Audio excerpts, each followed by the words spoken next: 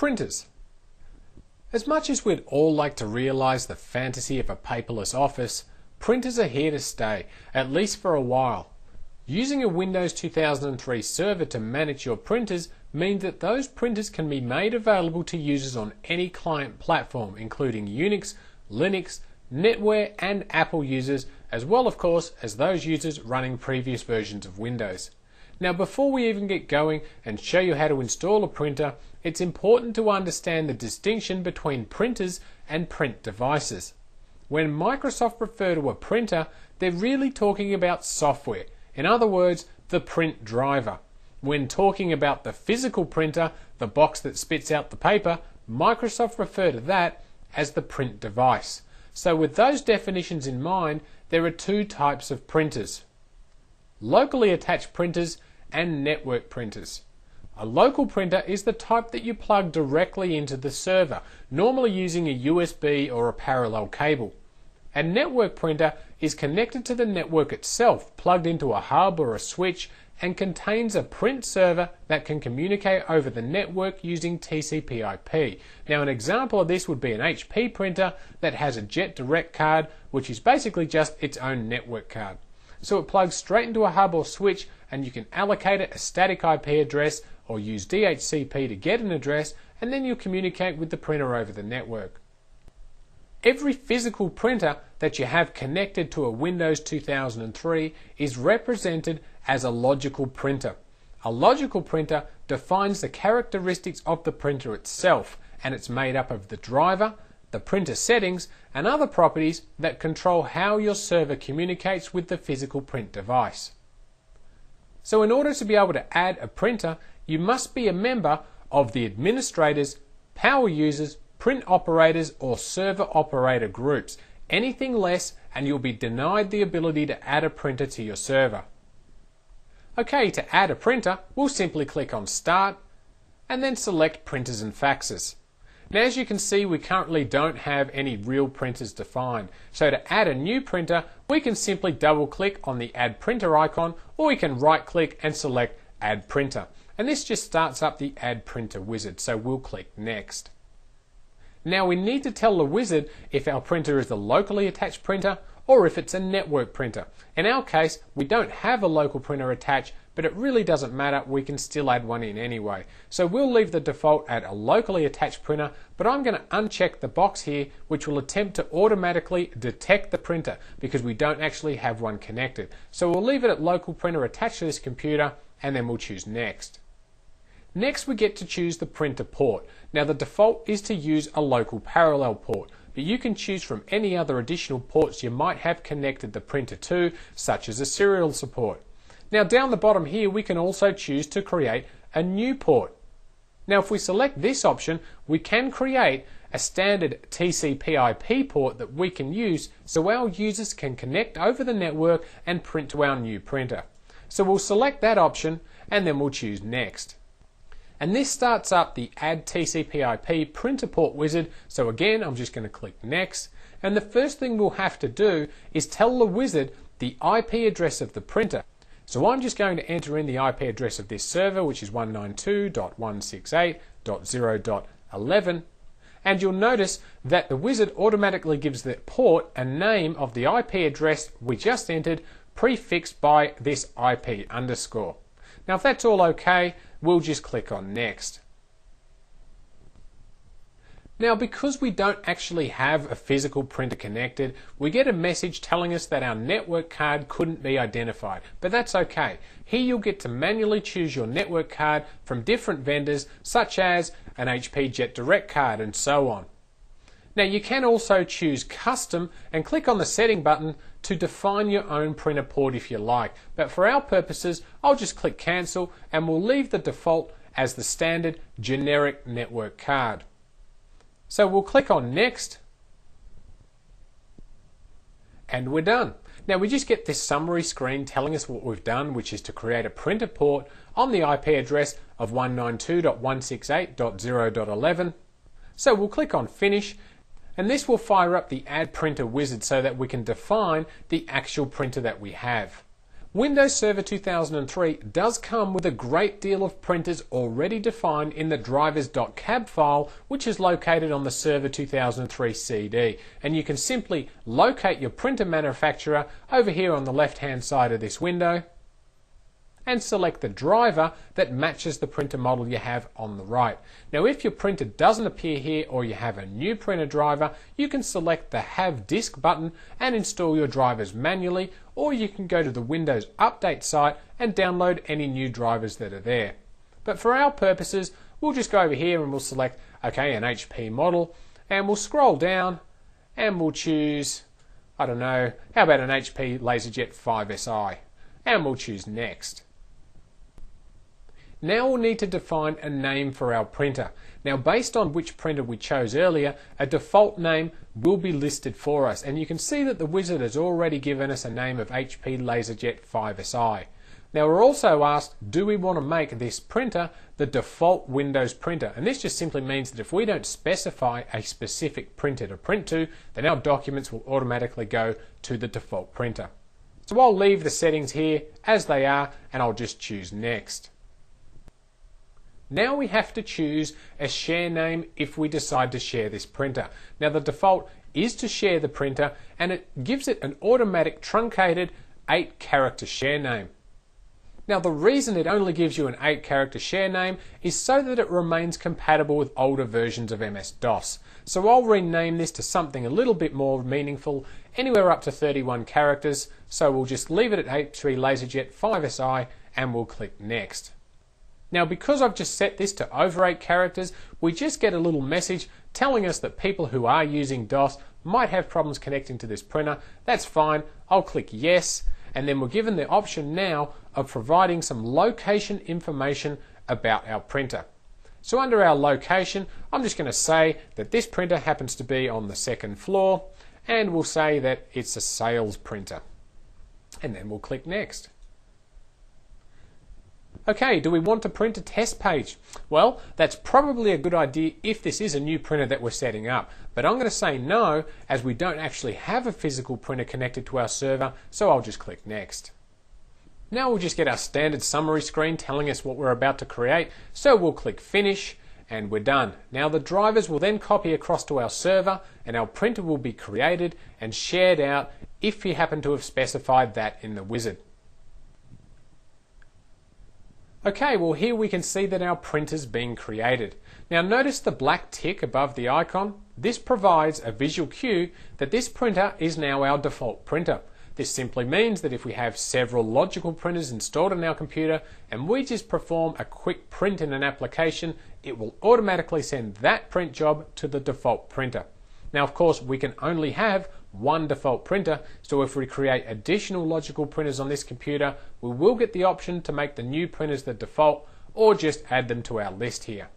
Now if you do want to make a printer a default, you can do so at any time by simply right clicking on it and selecting to set as default printer. Okay, well our printer's installed and we're ready to print. It's that simple. So let's take a look at some of the printer options that we have with this printer. If we right click on the printer and select Properties, this will bring up the Printer Properties dialog box. Now one thing I will point out before we get too far into this topic is that you may find your Printer Properties dialog box differs slightly from mine.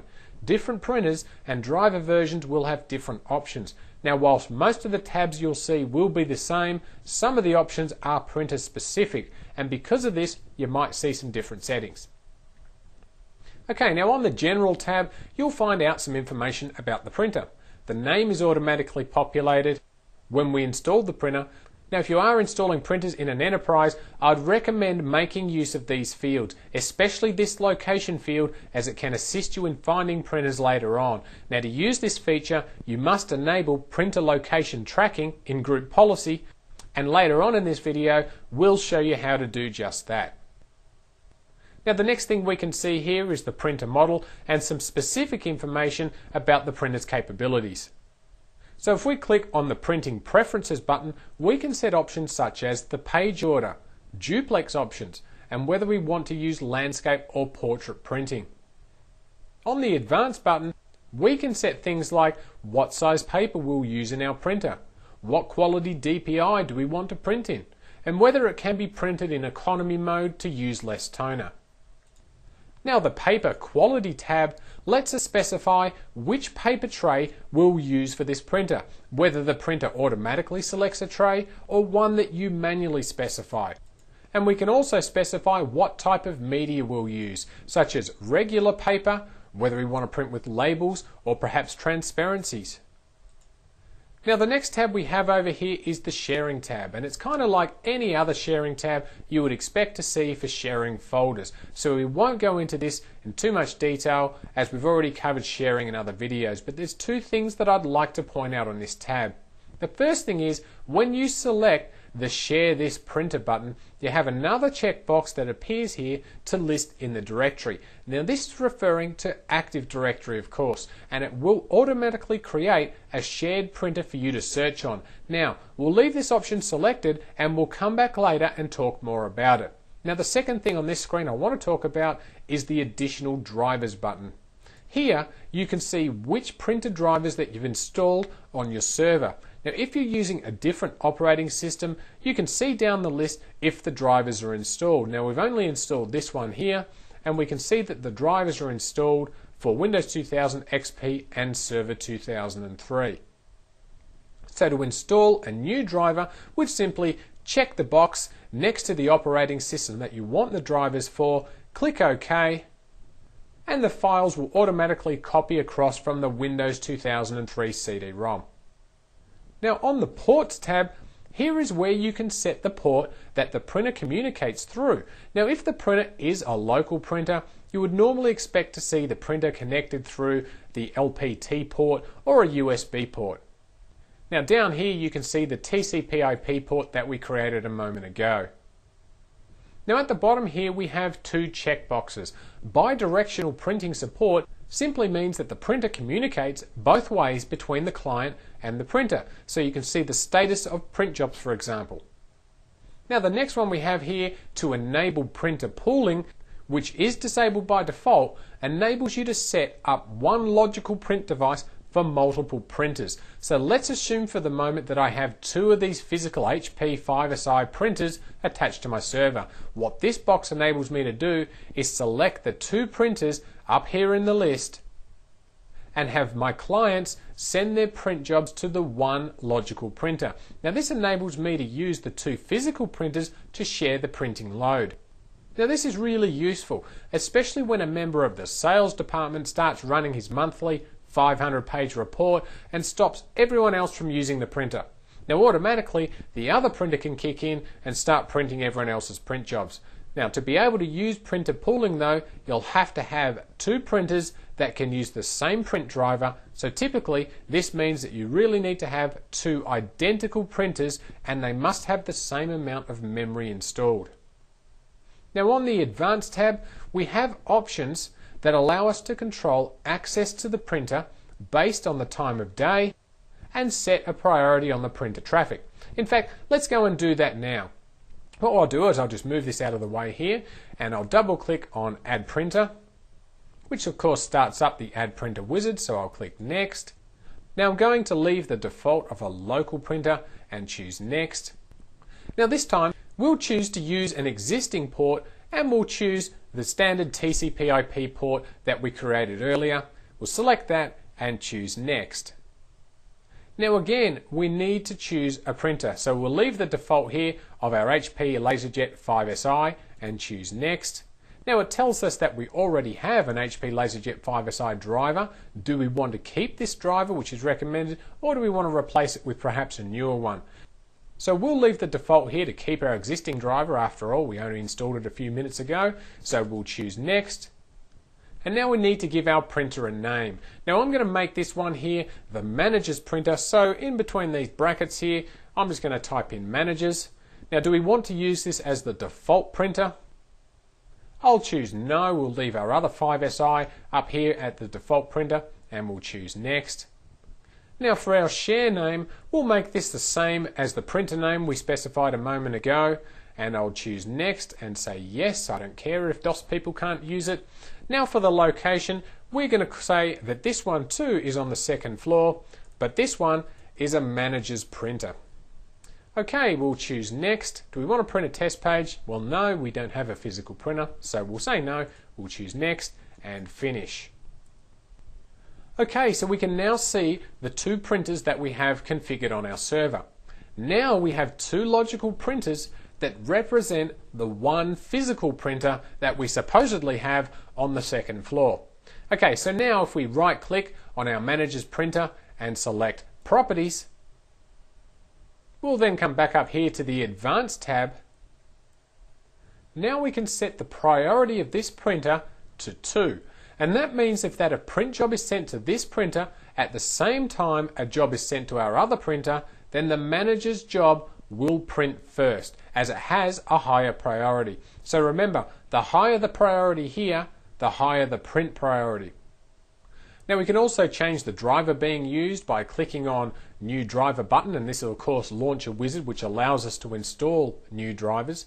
Now our default here is to spool our documents first, which makes our program such as Microsoft Word finish its printing process faster without making it wait for the printer to finish. Now we can choose to start printing after the last page of our document is spooled, or the entire document, or we can start printing immediately, which is the default. Now if we don't want to spool any documents at all, we could print directly to the printer as well. Now the Hold Mismatched Documents setting simply allows you to hold documents that have been printed using settings that differ from what you see here. So for example, when I hit print in Microsoft Word, let's say I choose to print it in duplex. But here within the properties of my printer, I've configured the printer not to use duplex. Now what would happen if I activate this setting? It will hold the document as the settings have been mismatched. Now next we have print spooled documents first, and this will do what it says and print documents that have already been spooled. This is before new documents, regardless of what priority is being set up the top here. So if a regular user on our lower priority printer has already spooled their document for printing, and along comes a manager with this higher priority printer and sends off his print job, then the user's document that's already been spooled will print first. Now we can also choose to keep printed documents rather than deleting them once they've been printed, and we can enable advanced printing features for this printer if the printer supports them. Now we can also set the printer defaults such as portrait or landscape options, and we've seen this before. If we go back to our general tab and click on printing preferences, we can see the exact same settings there. Okay, so back on our advanced tab, if you'd like to print a separator page so it makes identifying where a print job finishes and where the next job begins, you can click on the separator page button and then browse to the location where you have a separator page stored. Now once you click on browse, you will see here 4 default separator pages that have already been included with Windows 2003. Now whilst a separator page does waste an additional piece of page for every print job, it does make it easier to locate your print job when a lot of people tend to print things and never collect them off the printer. Now on the security tab, we can control access to the printer via permissions. Now it's important to understand that by default everyone can print to a printer, and the creator owner or the user that sent the print job can also manage their own print jobs. So once a regular user sends a print job to this printer, they then assume the role of creator owner and have permission to manage their own jobs. However, members of the Everyone group, and that is everyone, cannot manage the print jobs of another user unless they are a member of the administrators, print operators, or server operators groups. So if I wanted my managers only to be able to print to this printer, I'd have to create a group for my managers and add them to the ACL here. And then I'd uncheck the read option on the Everyone group, or I would just simply remove it altogether. Now if you click on the Advanced button and then the Auditing tab, you can also log who has been printing or attempting to print documents to your printer. You will need to have configured auditing in group policy first if you want this to take effect. Now once you've configured this, you'll see printing events appear in the Windows event log. Now finally, on our device settings tab, we can set options which are specific to the device. Now this tab will certainly differ depending on the printer installed. Now here you'll generally have settings such as what type of paper that you wish to use, whether it's letter or A4 or A3 and so on, the amount of memory that you have installed and things like that. Okay, we'll cancel this for now and we'll right click in our printer window and select Server Properties. Now this is where we can set up forms. Forms are used to define the standard sizes for our paper, our envelopes and our transparencies. Now here's where we'll see a whole bunch of standard international sizes for things like A4 and A5 and A3 and so on. Now if you have some specific size stationery that you use for your company, let's say it's a unique size, you can configure that here. So simply come down here and click on Create a New Form and choose either metric centimeters or English inches and set the width and length of the stationery as well as the default margins. And up here you'll simply give it a name and then click on OK. So I'll give this form a name of Test Form and then we'll just click OK. Now if I go and right click on my printer again and select Properties, followed by the Printing Preferences button, and then click on the Advanced button, I can now change the paper size to my test form. Now it is unlikely that you will set a default paper size to a custom size for the entire printer, so what I'll do is I'll cancel this and we'll choose Cancel again, and then we'll come up here to the Device Settings tab. Now here we can choose a specific paper tray for our custom form. So if we have standard letter paper in our printer for general printing purposes, but our custom form paper in say tray number 1, we could simply select that, then choose our test form, and now when users need to print to our custom stationery, they can simply print to tray number 1. Okay, so we'll cancel this and we'll go and take a look at our server properties again.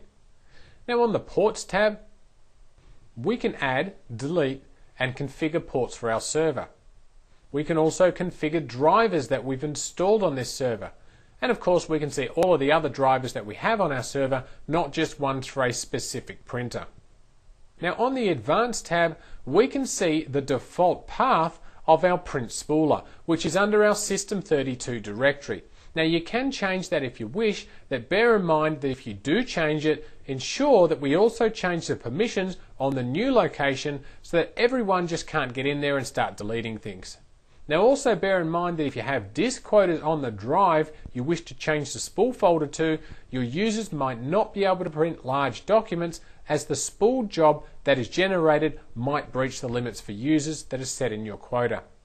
Now these first 3 checkboxes, which are all set by default, simply log errors, warnings and informational events to the Windows event log. Now beep on errors of remote documents will display the warning balloon that you see on Windows 2000 clients and above when a document fails to print.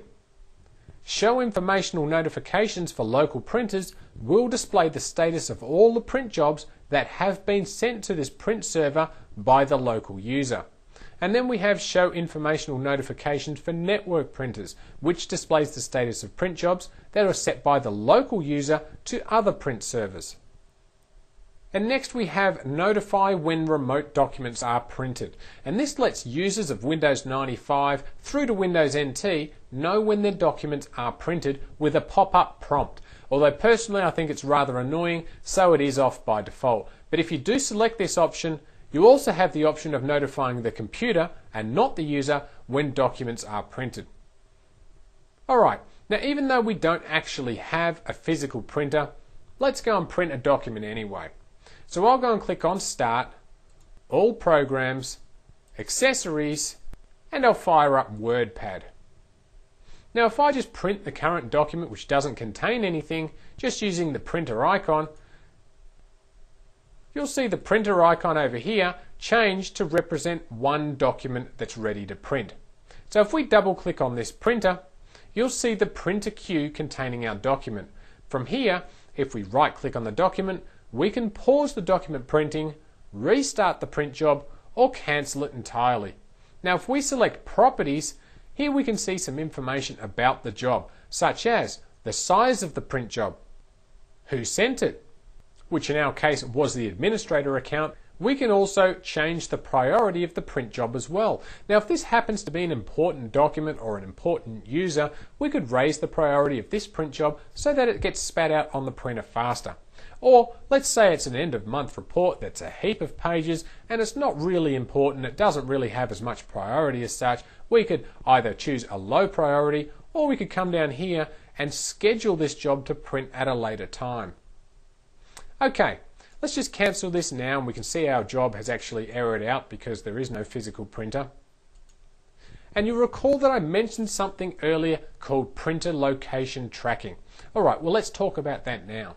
Now when you go searching Active Directory for a printer to connect to and use, in small companies that's normally not much of a problem.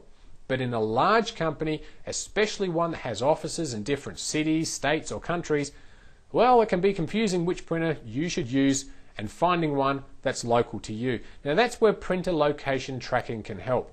So to set up printer location tracking, we need to configure it in two places. Firstly, we need to enable it in group policy. So let's fire up Active Directory Users and Computers. We'll click on Start, Administrative Tools, and then launch Active Directory Users and Computers. Now we'll come over here and we'll right click on our domain and we'll select Properties, followed by the Group Policy tab, and then we'll choose to edit our default domain policy. Okay, this fires up the Group Policy Object Editor. So under our computer configuration, we'll expand Administrative Templates, and then we'll select Printers. So to enable printer location tracking, we'll come over here to the right, and we'll right click on Pre-populate Printer Search Location Text and choose Properties. Then we'll select the Enabled button, and then click on OK. Now because this is a computer policy that takes effect when the computer is restarted, we'll do that now. So what I'll do is I'll pause this video and restart the server. Okay, now our server has just rebooted, so we'll move on to the second part of printer location tracking configuration, which is to configure sites. So we'll click on Start, Administrative Tools, and we'll launch Active Directory Sites and Services. Now, because this is a new installation of Windows Server 2003, if we expand sites, we only have one site defined, and that is the default first name site. So I'm just going to right click on this and select Rename, and I'll call this one New York, just to make it a little easy to understand what we're doing here. Now notice that I haven't included a space in the New York name, and that's because this configuration field doesn't like spaces. Now because sites need to be associated with a subnet, we'll need to add a subnet that represents our New York site. So we'll right click on Subnets and select New Subnet. Now we'll need to associate the 192.168.0.0 address and mask of 255.255.255.0 with the New York site, and then we'll click on OK. Now if we right click on our subnet that we've just configured and select Properties, followed by the Location tab, we can define a location that is within New York. Now this location can be practically anything you want. It could be the first floor, the second floor, the meeting room, the janitor's office, the toilet, practically anything.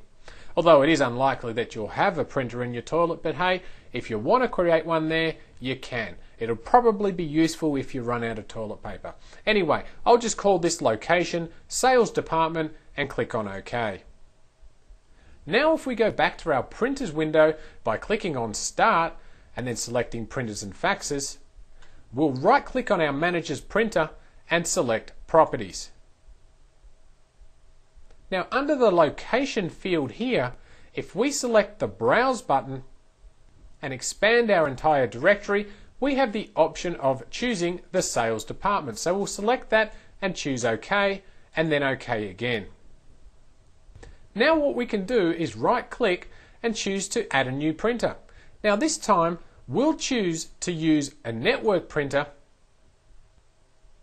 and we'll leave the default option to find a printer in Active Directory. So we'll choose Next again. Now notice that because we are in the 192.168 subnet, which happens to be in New York, the location field has automatically been populated for us. Now if I don't type in a printer name and just hit Find Now, what happens is only those printers that are in my New York subnet will be found and returned for me to choose from. So as you can see here, only one single printer has been returned, even though we have 2 printers installed on this server. And that's the power of printer location tracking. The searching for a printer that's close to me has now been made easy. All I have to do is double click on this printer and the print driver will be downloaded from the server to my client computer and I'm ready to print. So I'll just click Next and Finish, and now everything's configured. Okay, now the next thing I want to talk about is internet printing. Now by default, internet printing isn't installed, so we'll need to go and set it up. So we'll click on Start, Control Panel, Add or Remove Programs. Then we'll need to come down here and select Add Remove Windows Components. Now for internet printing, we need to have IIS installed, and IIS is an application role, so we'll double click on Application Server and double click on IIS. Now we'll need to come down here and select Internet Printing, which automatically selects the additional required components that are needed to support internet printing, such as the IIS MMC and some common files. And if we click OK, we'll see that Internet Information Services will also be installed. So we'll click on OK and click Next. Now make sure that you do have your Windows Server 2003 CD-ROM in the drive, as you will need it for the installation of the required files. In the meantime, I'm just going to pause this video and we'll return once the installation has completed. Okay, all of the files have installed, so we'll click on Finish, and now we're ready to go. So to access internet printing, all we need to do is fire up Internet Explorer and then navigate to the name of our server, which is Server 01, followed by Printers, and that will connect to the print server on this server. So we'll hit Enter, and here we can see which printers that we have on this server, the status of the printers, and how many jobs they have queued. Now if we click on one of the printers, we can see the documents that are in the print queue. Now I'll just quickly fire up WordPad again, and we'll choose to print a document to our manager's printer, again even though nothing actually exists there. And if I just go and hit refresh, you'll see here that we do have a document listed. And if we select the radio button here next to the print job, we can then choose from any of these options down here. We could pause the print job, we could resume it if we paused it, and we can also cancel the print job. Now if we choose the properties hyperlink, we can see the properties of the printer, and if we choose all printers, that will simply take us back to the front page. So there you have internet printing. There's not a lot to it really, but that's its beauty. It's easy to configure and easy to use. Okay, the next thing we should take a look at is the performance of our print server. So if we click on Start, Administrative Tools, we'll come down here and launch the Performance MMC. Now in our Performance Monitor, if we expand Performance Logs and Alerts, we'll right click on Counter Logs and select New Log Settings. Now we need to give our new performance log a name, so I'm just going to call this one Print Server and then click on OK. Now here we can see the default path to where our performance data will be stored, so we'll just come down here and click on Add Counters, and there's a few that we need to concern ourselves with. So from the Performance Object drop-down box, we'll select the drop-down box and we'll select Process. Now, in the left-hand pane, we'll leave the default at percentage processor time. And in the right-hand pane, we'll scroll down and we'll select Spool SV, which is the printer spooler service, and then we'll come down here and choose Add. Now this counter will show us the percentage of the CPU time that is consumed by our spooler service. Now we'll also add in the handle count object for our spooler service as well and click on Add. Now the handle count object will show us the number of handles that are opened by the print spooler process, and this is important for us to track as each open handle will consume resources on our server, If this value is excessively high, then it's likely that there may be open handles not being released from clients that are no longer actively printing. Now if we scroll down and select Pull Paged Bytes, this shows us the number of bytes that are being used by our spooler process. Now we'll also add in the Pull Non-Page Bytes as well. Now the difference between these two is that non-page bytes remain in memory and are not written to disk, whereas paged pull bytes are written to disk from memory. Now I also recommend coming down here and adding in virtual bytes and even the virtual bytes peak object as well, as these performance objects show the size in bytes of the virtual address space which are used by our print spooler process.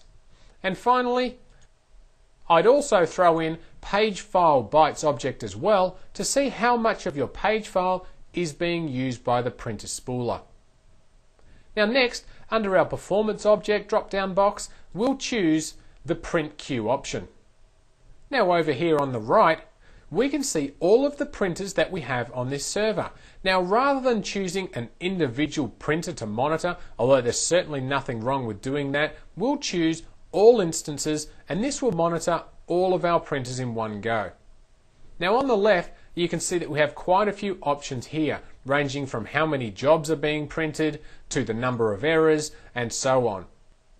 And if you happen to want proof that that rogue remote administrator isn't putting paper in the printer, you can even monitor out of paper errors if you like. Again, so make your selections and click Add. Now if we're done, we'll click on Close and we can see the objects that we've added. And we're done. Now, if we select our counter logs on the left-hand side of our MMC, we'll see our new print server log in green here in the right, running and collecting information about our print server. So make sure that you monitor your print server, especially if it happens to be a dedicated print server for a number of printers. It's amazing what sort of information you'll find out about your printers when you actively monitor what's going on. Now the final thing I want to talk about before we wrap up our discussion about printers is some basic troubleshooting steps. Now printing under Windows Server 2003 shouldn't give you too many problems. It's pretty reliable. But that said, you will run into problems once in a while, so the first thing you need to do is identify the problem. Is the problem with the printer, the application, or the network? Is the problem isolated to a single user, or does it affect everyone? If no one can print, check out the easy things first. Is the printer online? Is there toner or ink or paper in the printer? Check to ensure that there aren't any paper jams. If there are, clear them out first and ensure that paper isn't packed in too tight into the printer. Is the print server running? Check the server is up. Check the print queue to see if a corrupt document is holding up other jobs. Can you ping the printer by IP or hostname? If this is a new printer, then ensure that the right drivers are loaded on the server. Check the printer ports. Make sure they're pointing to the correct port and that they haven't been changed. Ensure that there is enough disk space on the server. I don't know how many times I've been called to check out a printer problem to find out the cause is disk space. In fact, this is one of the first things I normally check. It's quite common for people to leave the spooler in the default location and ignore it so it fills up the C drive. Now finally, make sure that the services are started. This includes the printer spooler service and the www service as well. Restarting the spooler is often a good choice, but bear in mind, if that's a single printer that's giving you grief, restarting the spooler will affect all printers on this printer server. And remember that with the printer spooler service, if it fails twice within a minute, Windows will not attempt to restart it again. Now if you cannot restart the spooler, check the spool folder to see if there's any files left in it. Manually delete those files and then try and restart the spooler again. Okay, so what if it's only a few users that cannot print? Firstly, find out what these users have in common. Are they all printing from the same application? Are they all on the same subnet? Are they all using a certain operating system? For example, if they're all using Windows NT, then make sure that the drivers for Windows NT are installed. If you find that it's Windows 95, 98 or ME clients that can't print, check to see if the print processor data type on the advanced tab of the printer properties is set to RAW. If it's not, you'll find that these clients won't be able to print.